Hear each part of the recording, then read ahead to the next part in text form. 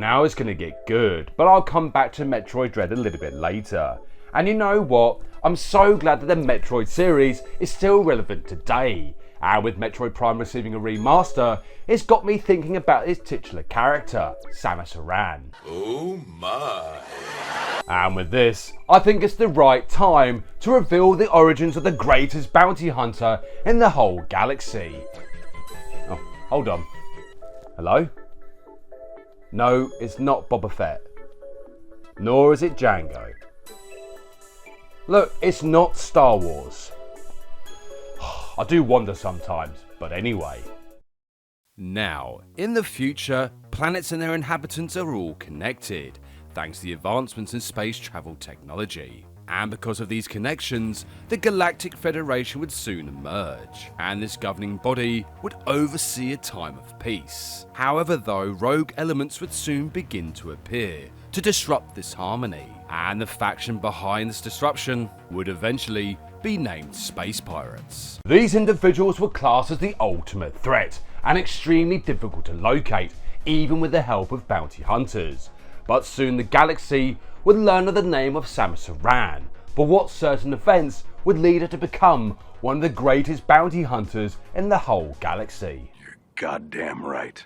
On the planet of K2L, there is a mining colony, and the inhabitants are responsible for the mining and distribution of a fluorite.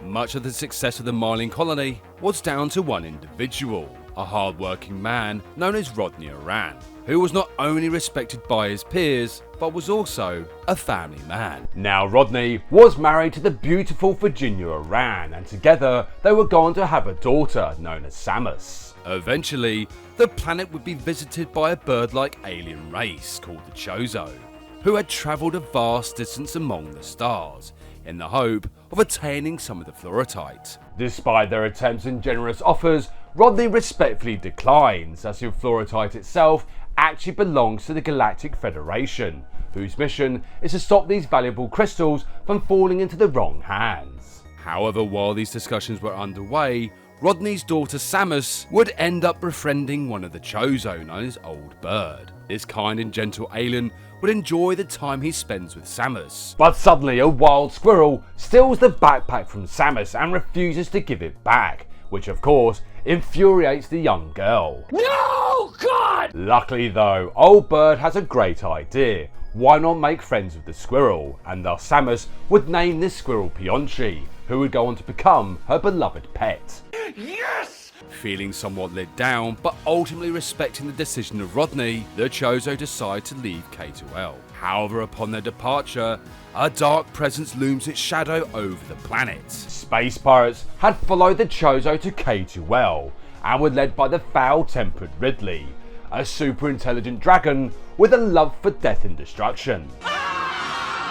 With demonic speed, Ridley and the space pirates invade K2L, capturing the inhabitants off guard. And despite a distress signal being sent to the Galactic Federation, the massacre continues. As this onslaught of death is happening, luckily Samus and Pionchi are in the forest playing, but soon a massive explosion is heard, and immediately the pair knew something was wrong.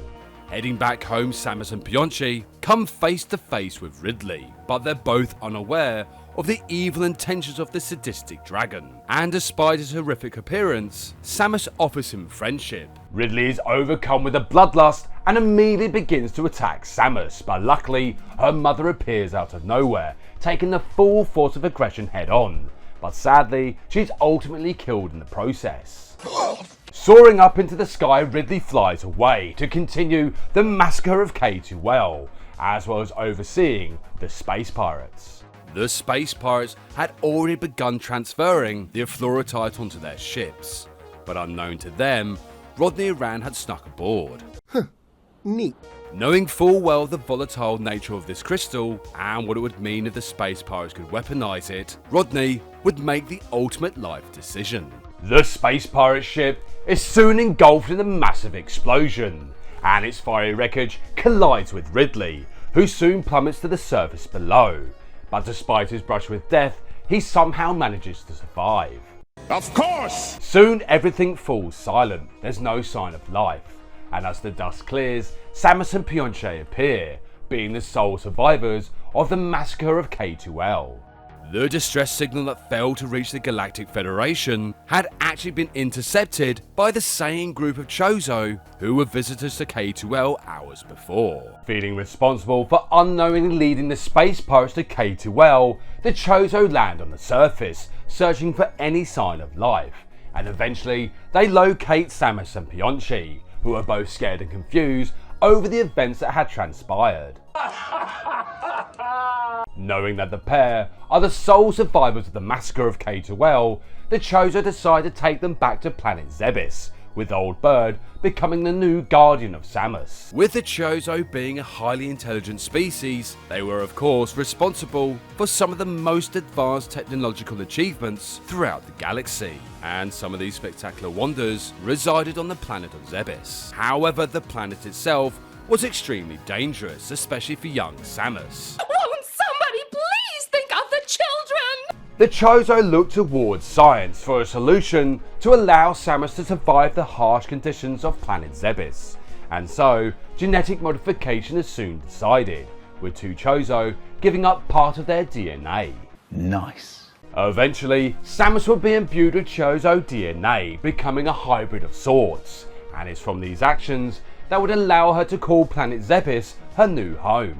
Wow, a little heart and everything. As Samus grew, she would develop a natural sense of justice, as well as an unparalleled gift for fighting, which of course would be encouraged by the Chozo, and from here she would enter many years of intense training to become a true warrior. Phenomenal cosmic power! After almost a decade of intense training, Samus would eventually leave planet Zebes to become the true protector of the galaxy, but I'll save that escapade for another time. Oh, come on! Anyway, come back next time, where two games go head to head in a battle of psychic powers. Thank you so much for watching, and see you next game.